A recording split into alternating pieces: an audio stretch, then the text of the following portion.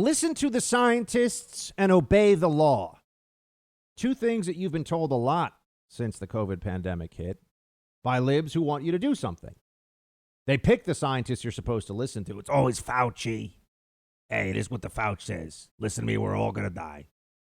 The truth is, we are all, in fact, going to die. Some people don't really accept and understand that, I think, which is why they make the public policy decisions they do. But we're all on borrowed time. We're just not all going to die of COVID. Less than 1% of us, actually, are even at any risk of dying from COVID. But nonetheless, we are in the process of ruining the economy and ruining large American cities because of all the fear and panic that the Democrats continue to spread. And they say that the law is the law, and they've taken emergency powers into their hands, which is really an abuse of the law, right? This is essentially the break the glass. Okay, doesn't matter what we were saying before. We just got to get everybody out of the building because it's on fire.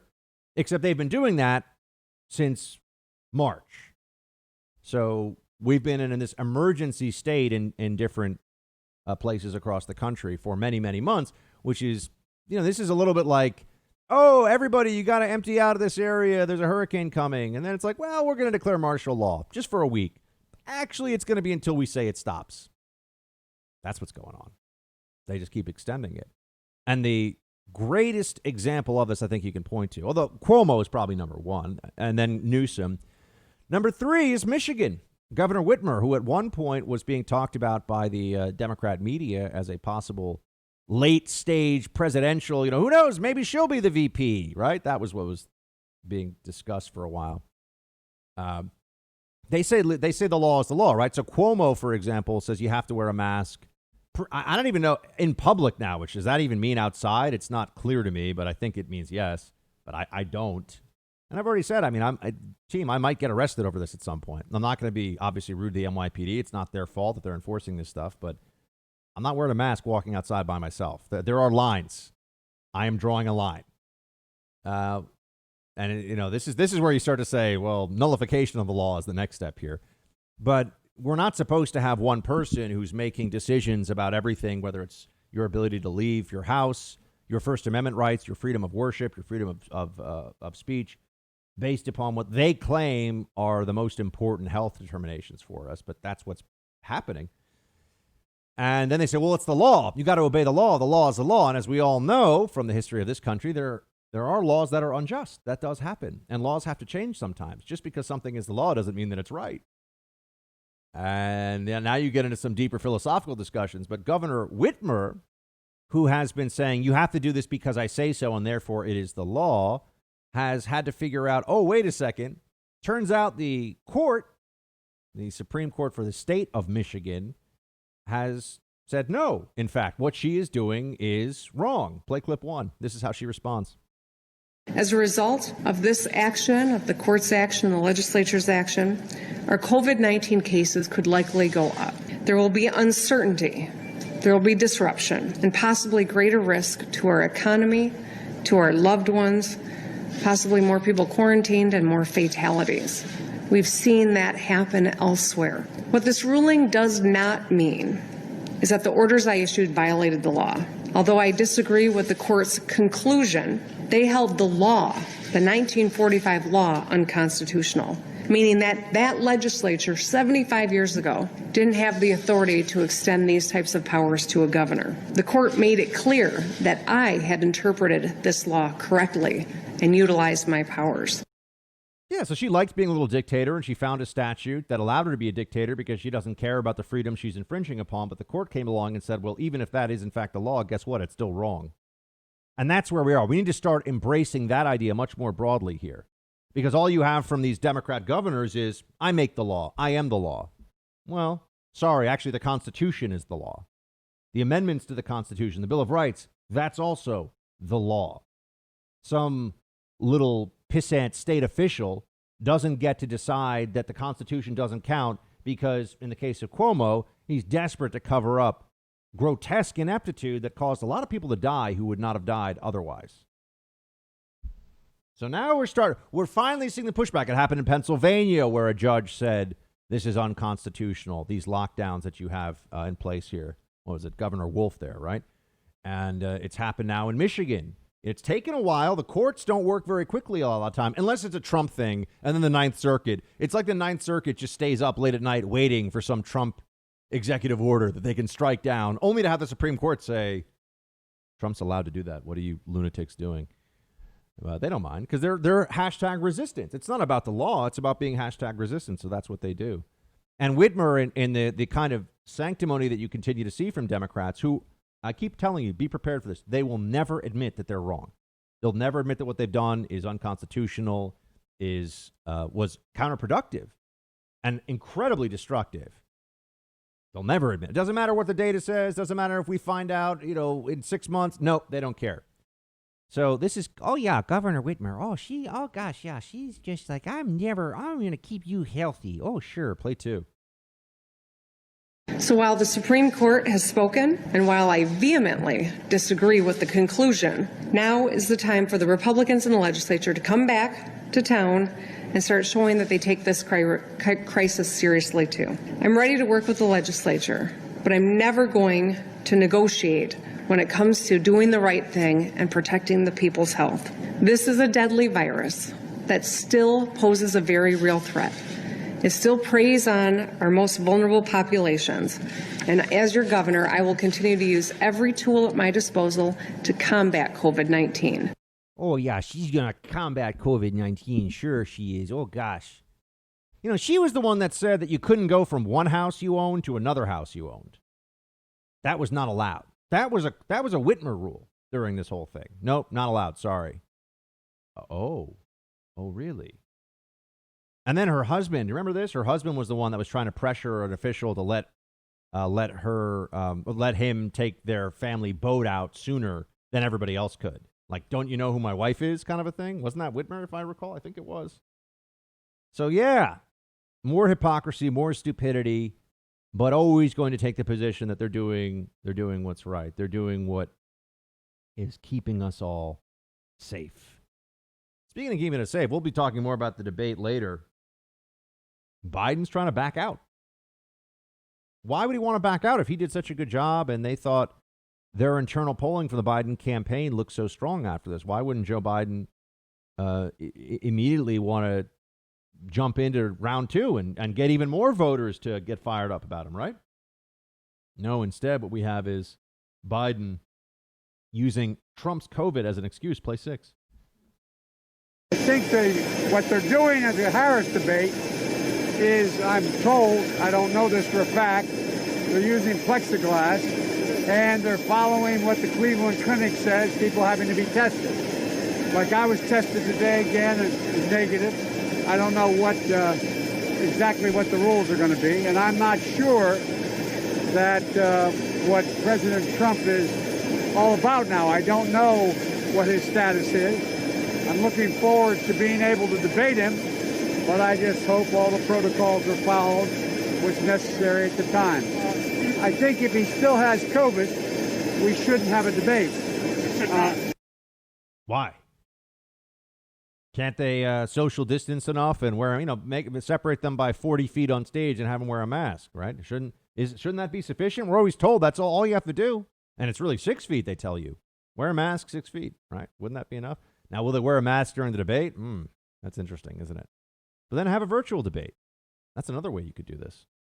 But we should hear from the president again, because here's what needs to happen for sure. Trump has to force Biden to evade on packing the Supreme Court, statehood for D.C. and Puerto Rico. And how about some immigration discussion, too? I understand immigration has completely fallen off the policy radar for most folks right now because there's no travel between countries, really, very little, if any. So we don't think about it. But that doesn't mean that it's not still a massive issue. And the moment that we go back to any kind of normal world, there's not going to be the issue of amnesty, which is that if Biden and the Democrats push that through, it's all over, folks. The Republican Party is finished. So that's all they really have to accomplish. Then if you lose on amnesty, you'll lose on every other issue after it. It won't matter. It won't make a difference. But that's why the president does need to have an opportunity, I think, to push Biden on these issues. And we'll have to see if he even gets that chance. He's going to be healthy enough for the debate. The issue is whether or not Biden just decides. This is all their whole campaign is don't give it, Biden, Harris, don't give any real answers on questions. Stick to the talking points. Trump is Hitler. They would save everybody from the virus. And, there were no riots this summer. Vote for us. That's basically their campaign pitch. And the media lets them get away with it. It's appalling, but they do. You would think that journalists, just to get more viewers and to build a little credibility for their make-believe, we're just the real journos out there. You'd think that they would spend some time, but no, they don't care. They don't care. They're activists, folks. They want an outcome here, and the outcome is Biden and Harris winning.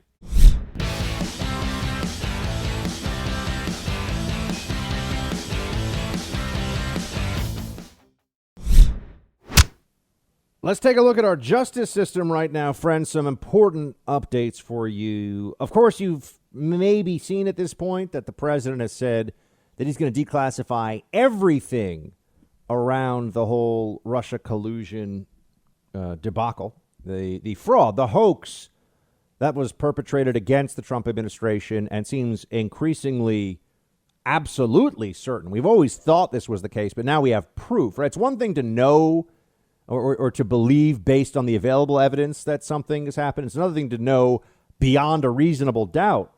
And I think we're at the place with Russia collusion where we are beyond a reasonable doubt that the Clinton campaign was not only behind this, but actively fabricating, right? Actively pushing a narrative that it knew wasn't true, and that they knew they could co-opt the FBI and the media to go along with it.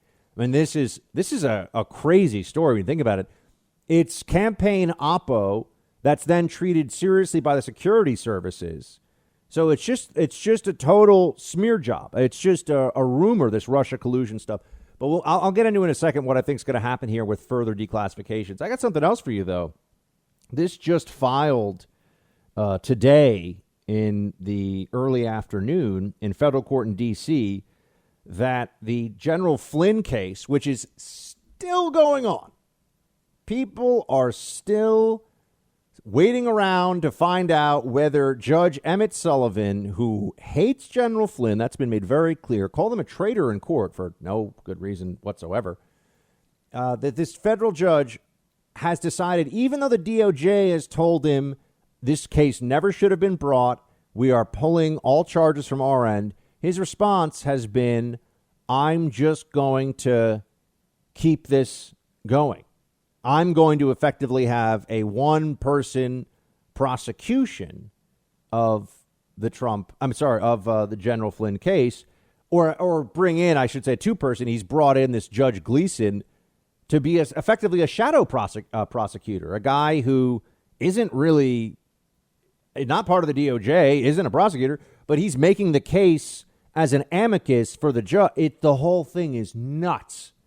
It's making a mockery of the justice system. It's disgusting, but it just goes to show Trump derangement syndrome is so powerful that federal judges will ruin any credibility they have and really destroy their careers. I mean, they don't see it that way yet, but in the long run, I think it'll be obvious what's gone on here because they hate anyone associated even with Trump.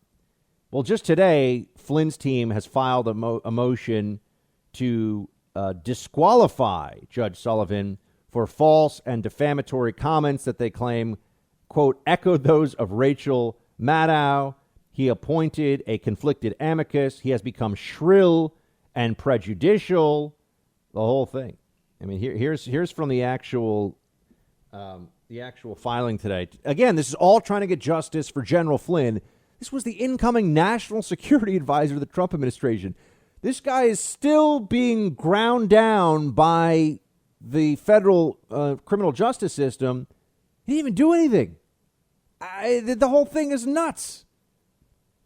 In this filing, they write, nonetheless, in a remarkable reflection of its bias, the court announced early in the proceedings that General Flynn had refused to cooperate in the Eastern District of Virginia for a related case against Flynn's former business partner after the court postponed his sentencing. That was false. So the court said things that were not true. Moreover, here we go. As the court knows, General Flynn filed a petition for writ of mandamus, which just means shut the whole thing down. Because inter alia, the court exceeded the bounds of Article 3 and intruded into the core functions of the executive branch under Article 2 when it appointed Mr. Gleason. Moreover, Mr. Gleason and his partner David O'Neill of Debevoise and Plimpton had a conflict of interest that should have foreclosed their participation in the case in any way, even if appointment on an amicus in a criminal case to pile on against a defendant were itself lawful.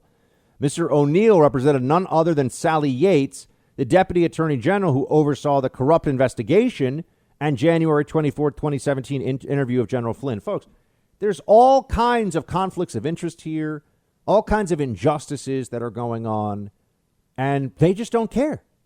This is like Sally Yates's buddy involved here, and somehow no one recuses themselves, no one steps aside and is considered to be tainted when it comes to this judicial proceeding. It's horrible. What they're doing to General Flynn is, I don't know how else to describe it other than Kafkaesque. It reminds me of reading about going through the system in Solzhenitsyn's The Gulag Archipelago, where Solzhenitsyn says that part of the problem you would deal with there, they would arrest you for no reason, right? The reason was just to process people and ruin them and crush them to show the power of the Soviet Union. That was the machinery of destruction. And as you were moving through it, the bureaucrats who were supposed to get confessions from you, they were just annoyed because it wasn't about whether you did it or not. It was, okay, you're the next target for destruction. And if you didn't give them what they wanted, then they would punish you for annoying them because you weren't confessing. So, you're screwed no matter what. That's what Flynn is going through right now. That is the circumstances in which in which a former retired now three-star general who is accused of a felony for really the question all hinges on that ambush interview that we know was a setup to take down someone in Trump's orbit. This was all orchestrated. This was blocking the peaceful transfer of power of an incoming administration. And the Flynn team is saying, look, the bias is everywhere. This guy can't get a fair trial. The DOJ has already said, usually if the Department of Justice says we're not bringing any more charges, you get to breathe a huge sigh of relief, go out, celebrate, because you're good. You're not in jeopardy anymore. Not now. Not if you're General Flynn. All of this is so disheartening because it makes us all realize that you can't trust our own justice system. The Democrats have successfully managed to corrupt the federal criminal justice system in this country for political reasons, and it's very hard to undo that. It's very hard to change that because whatever we do to try to address it, they'll say is political on our end. But they've been weaponizing prosecutors' offices for a long time for political ends, and this is just another example of that. I don't think that this will manage to get that writ of mandamus, a legal term for the trial is over, shut the whole thing down. I don't think that they're gonna get that, and I don't think that Judge Sullivan will be disqualified, even though he should. And they're just going to keep dragging this thing out. They're going to keep making Flynn wait, pay lawyers for a case that the prosecutorial arm of the government has said, this was bad, we're done here. Oh, no, now a judge just decides that you're like his plaything and he's going to torture you for fun. That's what they're doing to General Flynn. It's a disgrace. What does losing your home have to do with the COVID-19 pandemic? Well, it's pretty straightforward because the FBI will tell you that cybercrime's up about 75% from the beginning of the pandemic, and it turns out that home title theft is actually a cybercrime. Here's how it works. The bad guys find your information online, then they use a quitclaim deed to kick you off, put themselves on, and then they take out loans against your home's value. You often won't find out about this until you get stuck with the bills or perhaps even the foreclosure notice. The usual identity theft services do not protect you. You have to protect your home with Home Title Lock. Go to HomeTitleLock.com. Use the promo code RADIO for 30 free days of protection. That's HomeTitleLock.com. Promo code RADIO. 30 free days of protection. You can check out the service. You can also look to see online if you're already a victim of home title theft and don't know it yet. HomeTitleLock.com, promo code RADIO for 30 free days of protection. Take action today to protect your most valuable asset.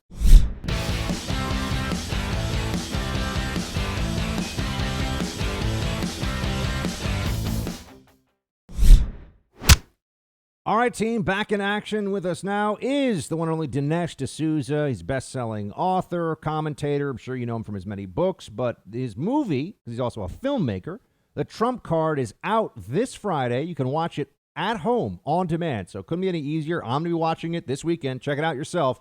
TrumpCardTheMovie.com. Dinesh, so good to have you back. Hey, it's always a pleasure. Great to be back. So we have a vice presidential debate going on tonight. Are you hopeful that this is going to be meaningful in any way, Dinesh? What's your mindset going into this? I mean, I'm assuming you're probably going to watch, but what do you think? No, I'll watch for sure. You know, I'm always a little bit nervous when you have a sort of white bread Republican going up against somebody who we know is going to play both the race card and the gender card. So Kamala Harris's best credentials for being vice president is the vice presidential nominee. She's a woman of color. And so she's going to go, I think, hard against Mike Pence. And the typical Republican has never known how to handle this. Trump is about the only guy who takes it in stride. So I'm a little nervous that Pence, we don't want him to go into the fetal position. We don't want him to go under the desk. We want him in his calm, methodical way to strike back and to strike back effectively in the Trumpian mode, although obviously using Pence's kind of clinical style. So I'm very interested to see how he handles Kamala Harris. It could be he could have a big win, but to do that, he has to be a little bit fearless. If you were advising the vice president on what he should focus on, either areas where he should attack the Biden-Harris message or just places where you think that he should really hammer home the most positive aspects of what Trump has done that would really resonate right now, where would you tell him to go?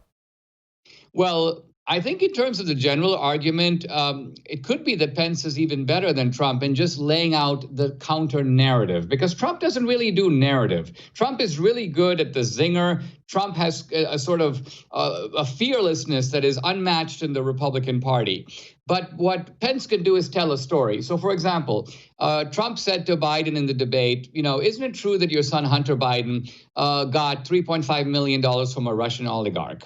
But what Pence can do is give the backstory, which is that the Biden family has been running this family racket now for a while. He's always takes a family member when he goes on foreign trips. While Biden is having official meetings, the family member is cutting side deals with government officials from foreign countries, resulting in large transfers of cash into the Biden coffers. So this is a systematic racket, similar to the Clinton racket, although they use the Clinton Foundation. Biden kind of uses his extended family. So Pence can lay all this out. What I'm worried about is if Kamala Harris goes full racial on Pence, I would advise Pence to say, hey, listen, Kamala, this is really strange because you are descended from the largest slave owner in Jamaica, a guy who owned 5 plantations and over 200 slaves. So you're actually descended from the slave owner side. You really can't claim victim status. Isn't it true that all the privileges you've enjoyed in life, private schools, expensive colleges, all the benefits, access to political power, isn't that all due to your slave owner privilege? I think this is the way to fight with these people, because it'll shut them up right away. But if you don't go there, if like McCain, you keep all this stuff off the table, then I think it's going to be a long night. We're speaking to Dinesh D'Souza, author and filmmaker. His movie, The Trump Card, out this Friday. TrumpCardTheMovie.com to go check it out on demand. You watch it right at home. I'm going to do it this weekend. You all should too. Dinesh, the Trump returned to the White House from Walter Reed.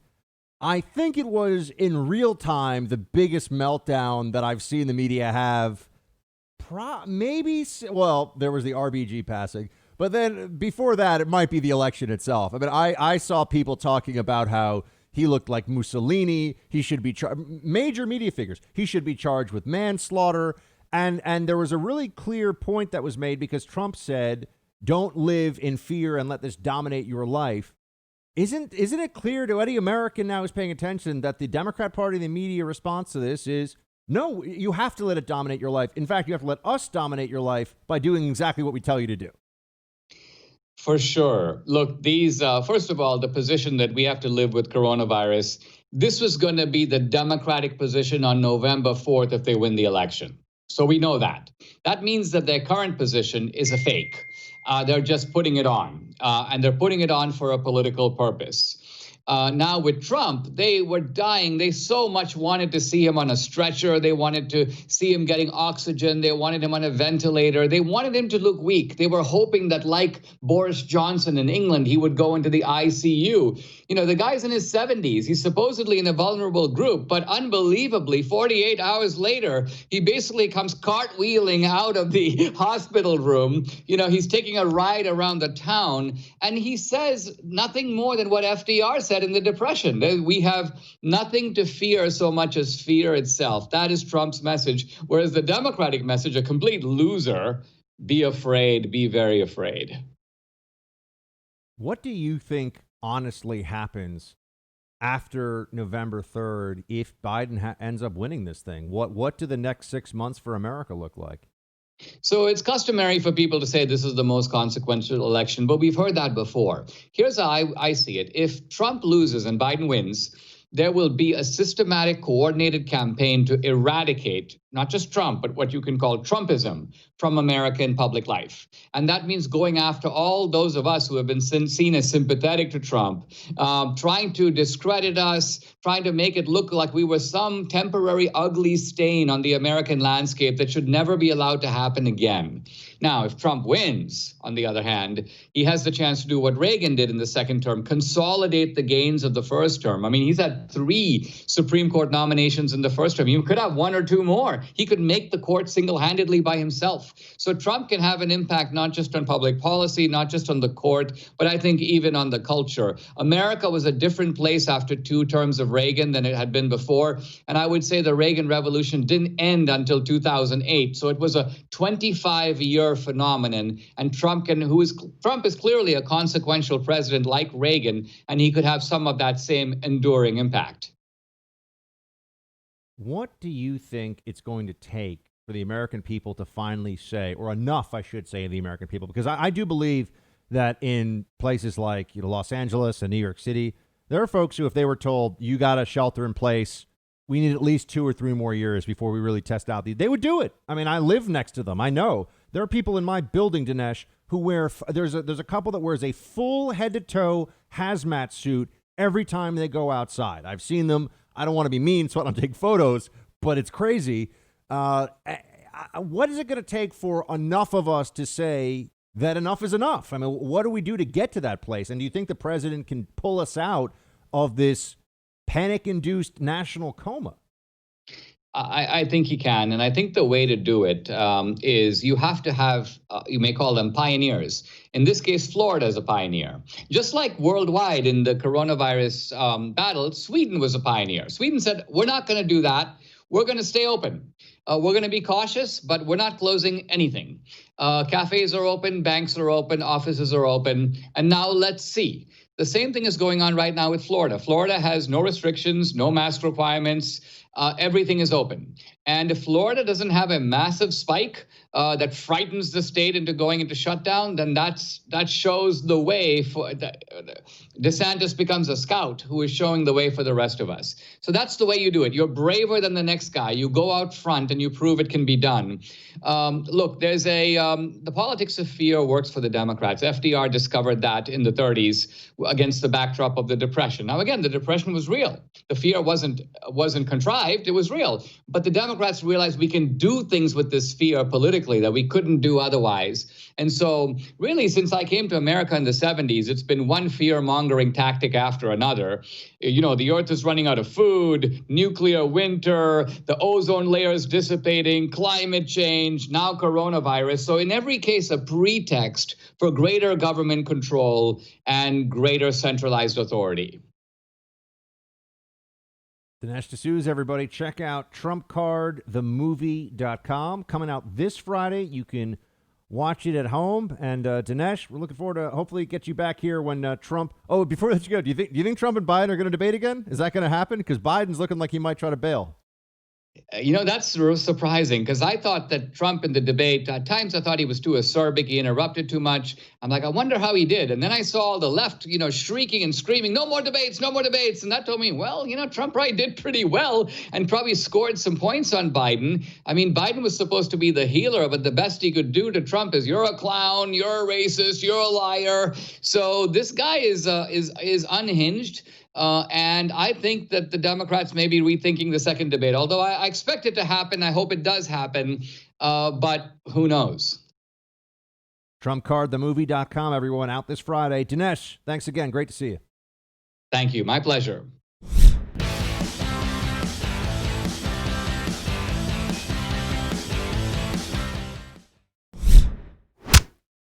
I'm a conservative. I don't often talk about how depraved the cultural institutions of this country have become. Not that I don't think they are. It's just I focus a lot more on politics, national security, fighting the deep state, immigration. There are just some other issues that I spend more time on, but not always. And I got to tell you, this one yesterday was pretty remarkable. This news story that just broke that the former member of Congress, Katie Hill of California, is having a movie made about her now, where I'm certain, they've got Elizabeth Moss playing her. Elizabeth Moss is a very beloved figure on the left because she's the primary actor in that Handmaid's Tale show, which I have not seen, but I know what it's about. So, and she's also in Mad Men, for those of you who like that. I kind of found Mad Men boring, but some people love it. And she's playing her. So you can always tell based on the actor playing a person and how they're going to be depicted, whether it's going to be favorable. And it's based on the book that Katie Hill wrote here. Okay, what exactly is this movie going to show? Katie Hill has been held up by the left recently, this resigned member of Congress from California, as some kind of a victim. And it's really never clear to anybody who actually looks at what happened here, why is she a victim? She was a married member of Congress who, by her own admission, was having threesomes that included people in her employ on her staff, which is a violation of House rules. You're not allowed to do that for very obvious reasons. And this is a good rule. You don't want some 60-year-old guy from Mississippi or California or you name it, who is having his 22-year-old intern do his bidding, not just Xeroxing and stuff like that. You know what I mean? It's a good rule. It's a good rule to have. And it's just an ethics consideration for members of Congress. She violated that. We all know she violated that. And yet she's a hero because she spoke her truth or something. The left is deranged. And you really should juxtapose the way that they are making a hero out of Katie Hill, who is really somebody who acted in just a reckless and depraved fashion. And, she's now going to be a hero because of what exactly? Oh, they attacked her because she's a woman, and it was because of her sexuality and because it involved another woman. No one really cares. That wasn't really what it was all about. Remember Congress? This was a staffer. And she tweeted yesterday about how excited she was about this. And then it was very interesting because a former staffer who worked for Katie Hill, who still had access to her old Twitter account, came out and had a whole bunch of things to suggest, to say about this. Because, Katie Hill's like, oh, I'm so excited about the movie that's being made about my life.